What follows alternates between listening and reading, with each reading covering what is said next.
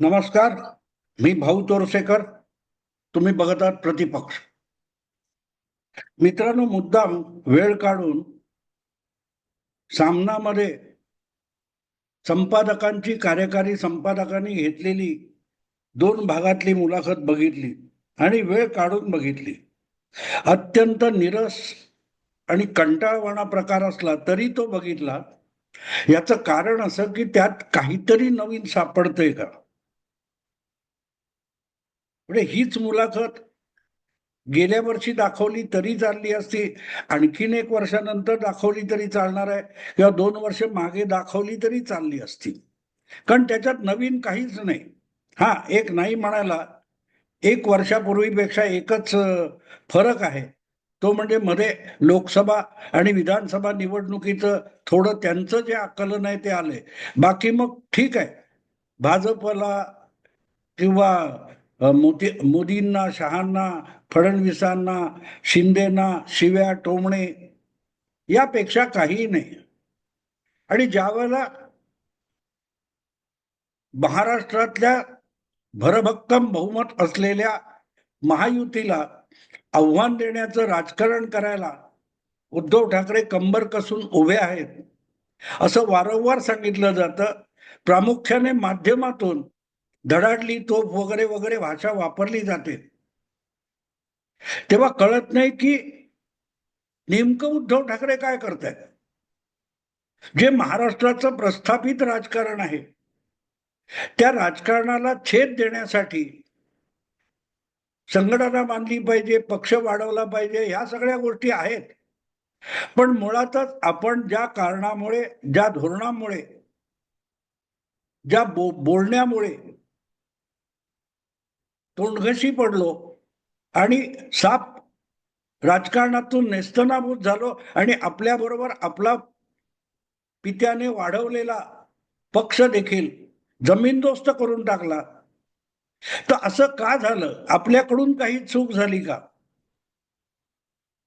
याचा विचार सुद्धा ज्यांच्या मनाला शिवत नाही, अशा लोकांकडून बारगळलेला पक्ष नव्याने उभं राहणं हे केवळ अशक्य असतं मित्रांनो. आणि म्हणून मी परत परत बघतो, याचा अर्थ मी उद्धव ठाकरेंच्या राजकारणाचा समर्थक नसलो आणि कट्टर विरोधक असलो तरीही महाराष्ट्राच्या राजकारणातला आज विरोधातला एक प्रमुख पक्ष म्हणून उभाठा शिवसेनेकडे बघावं लागतं. आणि लोकशाहीमध्ये सत्तेत बसलेल्यांना आव्हान देऊ शकणारा एक प्रभावी ताकदवान पक्ष असला पाहिजे. ही लोकशाहीची गरज असते. आणि म्हणून ती जबाबदारी पार पाडू शकण्याच्या क्षमतेचा किंवा त्याच्या जवळपास जाणारा जो पक्ष असेल त्याच्या हालचालींकडे लक्ष ठेवावं लागतं. तो मरगळत असेल तर लोकशाही मरगळते. म्हणूनच त्याकडे बघावं लागतं. तुम्हाला उद्धव ठाकरे आवडोत की नावडोत, राहुल गांधी आवडोत की नावडोत, पण ते विरोधी पक्षातले प्रमुख नेते आणि प्रमुख पक्षाचे नेते आहेत. आणि त्यामुळे प्रमुख पक्ष ही लोकशाहीची अत्यावश्यक गरज असल्यामुळे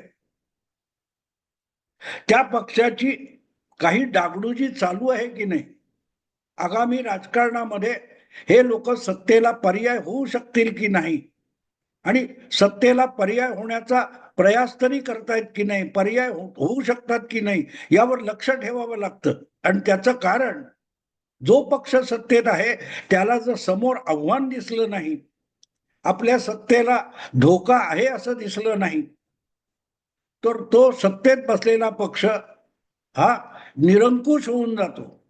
मला देवेंद्र फडणवीस कितीही आवडत असले आणि मी भाजपचा उघडपणे समर्थक असलो तरी भाजपच्या सत्तेला निरंकुश होऊ द्यायचं नाही, हे सुद्धा मी मानतो.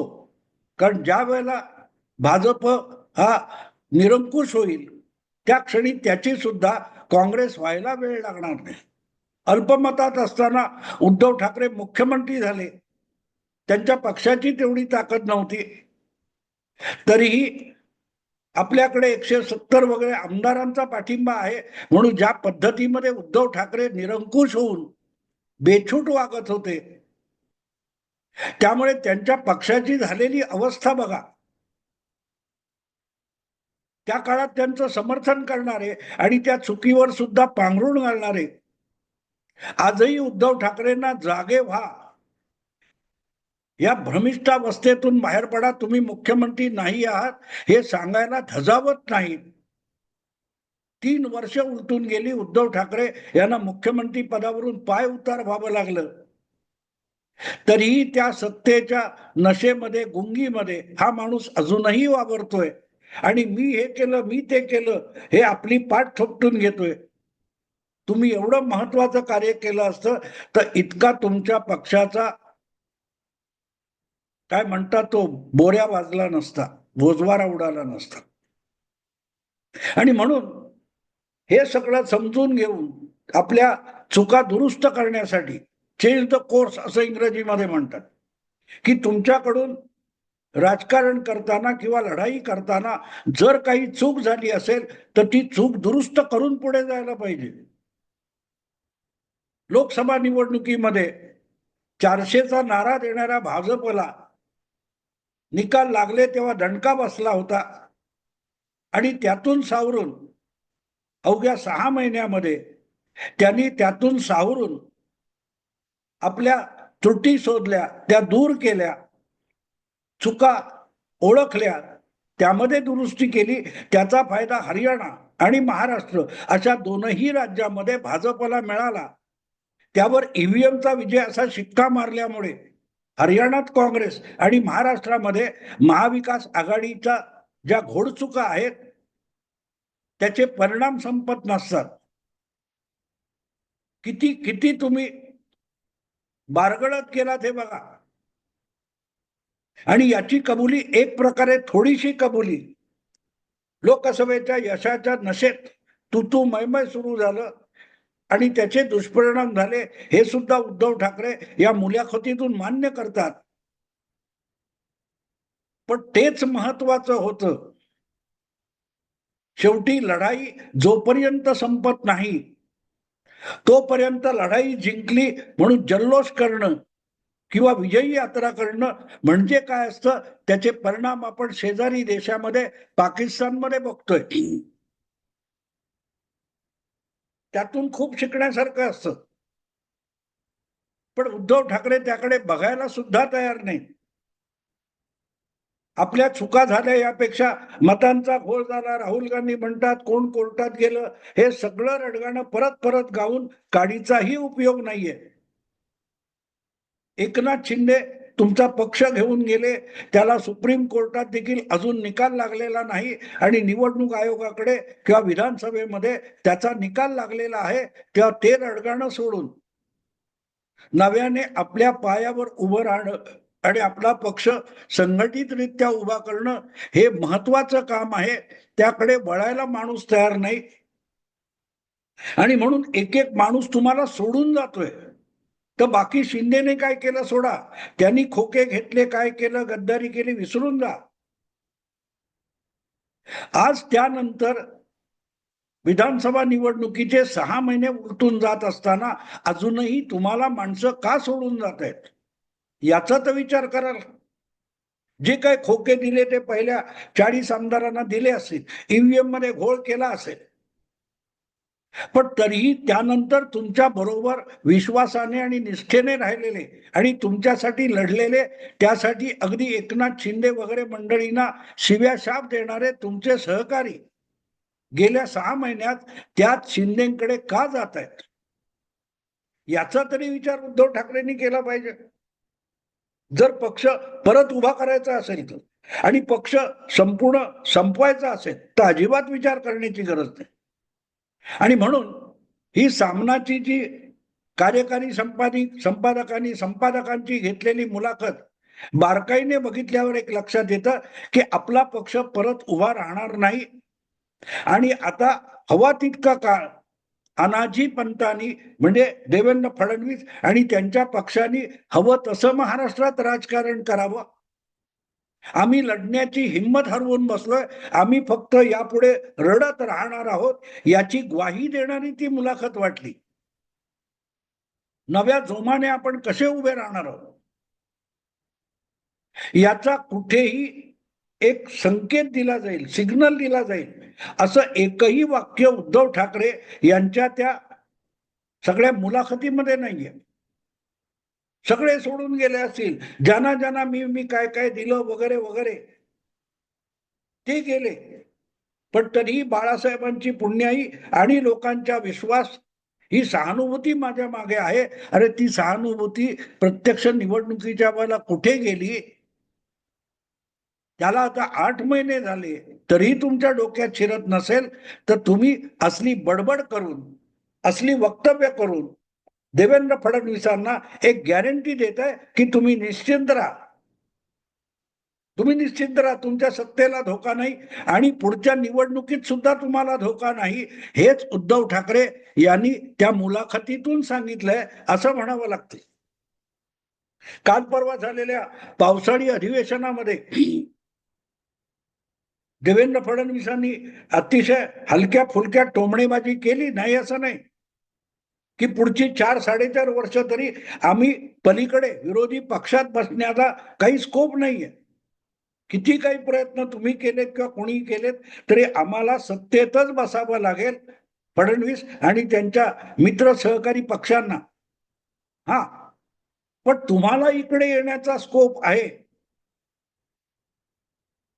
हा जो टोमणा देवेंद्र फडणवीसांनी हलक्या फुलक्या भाषेत मारला, तेव्हा 4.5 वर्ष तुम्ही शिव्याशाप देण्यापलीकडे काही करू शकणार नाही. तेव्हा शिव्याशाप द्यायचे की सत्तेच्या उभेला यायचं ते तुम्ही ठरवा वगैरे वगैरे त्यांना सुचवायचं आहे. पण त्यातला मुद्दा असा आहे की तुमची लढण्याची इच्छा संपलेली आहे. हे आता सत्तेत बसलेल्यांना सुद्धा जाणवतंय. देवेंद्र फडणवीस असोत, एकनाथ शिंदे असोत किंवा अजितदादा असोत, त्यांना हे जाणवतंय की आपल्या समोर जो विरोधी पक्ष बसलेला आहे तो संख्याबळाने नुसता कमी नाही, तो मनाने सुद्धा पराभूत आहे, पराभूत मनोवृत्तीचं राजकारण करतोय. त्यामुळे या विरोधी पक्षाकडून आपल्याला कुठलाही धोका नाही, आपल्या सत्तेला धोका नाही किंवा आगामी ज्या लहान मोठ्या निवडणुका येतील त्यामध्ये सुद्धा समोर बसलेले उद्धव ठाकरे किंवा त्यांचे सवंगडी यांच्यापासून आपल्याला निवडणुकांमध्ये सुद्धा धोका नाही. हेच देवेंद्र फडणवीसांनी त्या मोजक्या शब्दांमध्ये सांगितलेलं आहे की 4 वर्ष आम्हाला तिकडे जाण्याचा स्कोप नाही, म्हणजे आम्हाला विरोधी पक्षात बसवण्याची क्षमता तुमच्याकडे नाही आणि इच्छा सुद्धा नाही. ही जी काय टोमणेबाजी हलक्या फुलक्या भाषेमध्ये देवेंद्र फडणवीसांनी केली होती, त्याला जणू काय होकार दिल्यासारखी ही सामनाची मुलाखत उद्धव ठाकरेंनी दिली. कारण त्यातून एक दिसतं की हा माणूस अजूनही 2022-23 मधून बाहेर पडलेला नाही. मध्यंतरी लोकसभा निवडणुका होऊन गेल्या, विधानसभा निवडणुका होऊन गेल्या, अनेक लोक सोडून गेलेत, पण बदलायची तयारी नाही. किंवा बदलाची तयारी तेव्हा होते ज्या वेळेला आपल्याकडून काहीतरी चुकीचं होतंय याची जाणीव होते आणि त्या चुका शोधून दुरुस्ती करण्याच्या दिशेने हातपाय हलवले जातात. पण उद्धव ठाकरेंकडे बघितलं तर एक गोष्ट लक्षात येते की त्यांना आपण चुकलेलो आहोत हे सुद्धा कळलेलं नाही, आणि कळलेलं असेल तर स्वीकारण्याची हिंमत त्यांच्यामध्ये नाही. कारण दुरुस्त करायला आणि सुधारायला आधी चूक मान्य करावी लागते, स्वीकारावी लागते. दुर्दैवाने त्या मानसिकतेमुळे अजून उद्धव ठाकरे आलेले नाहीत आणि त्यामुळे त्यांच्यापासून सत्तारूढ महायुतीला अजिबात धोका नाहीये. पण दुसरा धोका असा संभवतो की ज्या वेळेला 232 वगैरे एवढ्या मोठ्या संख्येने आमदार असतात तेव्हा आपसामध्ये सत्ता स्पर्धा आणि बेबनाव सुरू होण्याचा धोका असतो आणि काही प्रमाणात तो दिसतो. भाजपचे असोत, शिंदे गटाचे असोत किंवा अजितदादा गटाचे मंत्री वगैरे आणि नेते असोत, त्यांची बेताल होणारी वक्तव्य बघितली तर त्यांना विरोधी पक्ष आपले वाभाडे काढतील, आपली मानगूट पकडतील याची भीती वाटेनाशी झाली आणि तो लोकशाहीला धोका आहे. डोबळा विरोधी पक्ष आणि बेजबाबदार विरोधी पक्ष हा लोकशाहीला मोठा धोका असतो. सत्ताधाऱ्यांकडे किती मोठं बहुमत आहे याला महत्व नसतं. मुठभर का असे ना, वेगात काय ते वेडात मराठे वीर दौडले सात असं आपण कौतुकाने म्हणतो. त्यामुळे किती संख्या आहे महत्वाचं नाही, त्या संख्याबळाकडे सत्तेत बसलेल्यांना फैलावर घेण्याची हिंमत आहे की नाही आणि इच्छा आहे की नाही. नुसता धुमाकूळ घालायचा, मीडियामध्ये जाऊन काय काय करायचं, मुलाखती द्यायच्या, पण या मुलाखती सत्तेत बसलेल्या माणसाला घाबरवणाऱ्या नाहीत. याचं कारण 3 पक्षांचं सरकार चालवत असलो आणि त्यांच्यामध्ये आपसात कितीही बेबनाव असला तरी त्यांना आपण नियंत्रित करू शकतो. वेळ आली तर त्यांचा कान पकडून त्यांना सरळ करू शकतो. हा आत्मविश्वास असलेला मुख्यमंत्री राज्यात सत्तेवर बसले हे सुद्धा उद्धव ठाकरे यांनी विसरता कामा नये. तुमची लढाई कोणाबरोबर आहे? जो माणूस विरोधी पक्षात बसला असताना आणि तुमच्याकडे प्रचंड बहुमत असताना 105 पैकी एकही आमदार त्याच्यापासून दुरावू शकला नाही आणि तुमच्याकडे सगळं सत्ताबळ असताना, सगळे अधिकार असताना तुम्हाला आपल्या 56 आमदारांपैकी निम्म्याहून अधिक आमदारांना सांभाळता सुद्धा आलं नाही. हा फरक आहे. देवेंद्र फडणवीसांचं कौतुक असं आहे की ते आपल्या पक्षाचे 132 आमदार सांभाळू शकतात, पण त्याच वेळेला अजितदादांचे 41 आणि एकनाथ शिंदेचे 57 त्याही आमदारांना शिस्तीत ठेवण्याची क्षमता देवेंद्र फडणवीसांकडे आहे. आणि त्यामुळे असल्या मुलाखती देऊन फडणवीसांचं राजकारण गोत्यात घालण्याची कल्पना सुद्धा उद्धव ठाकरे करू शकत नाही. कल्पना सुद्धा करू शकत नाही. आणि म्हणून ती मुलाखत बघितली की मला असं वाटतं की एक प्रकारे देवेंद्र फडणवीसांना तुमचं सरकार 4 वर्ष काय पुढची 14 वर्ष अबाधित चालेल यासाठी उद्धव ठाकरेंनी दिलेली एक प्रकारची लिखित किंवा काय ते तोंडी दिलेली गॅरंटी म्हणजे सामनाची उद्धव ठाकरेंची ती प्रदीर्घ मुलाखत आहे. कारण त्यात नवीन काही नाही. पराभूत मनोवृत्तीचा दाखला या पलीकडे त्या मुलाखतीमध्ये काडीचाही दम नाही. म्हणजे ऐकण्यात वेळ वाया गेला, पण ती ऐकली एवढ्यासाठी की कुठेतरी आशेचा किरण आहे का, की महाराष्ट्रात विरोधी पक्षाच्या राजकारणाला उमेद देईल असं हा नेता काही म्हणतो का.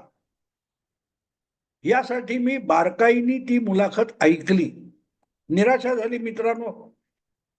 पण अनाजी पंत म्हणजे अनाजी पंत असं उद्धव ठाकरे म्हणतात. देवेंद्र फडणवीस हे ही मुलाखत बघितल्यानंतर अधिकच निश्चिंत झाले असतील याविषयी माझ्या मनात शंका नाही. मित्रांनो, आता इथे थांबतो. आवडलं लाईक करा, शेअर करा आणि प्रतिपक्षाला सबस्क्राईब करा. नमस्कार.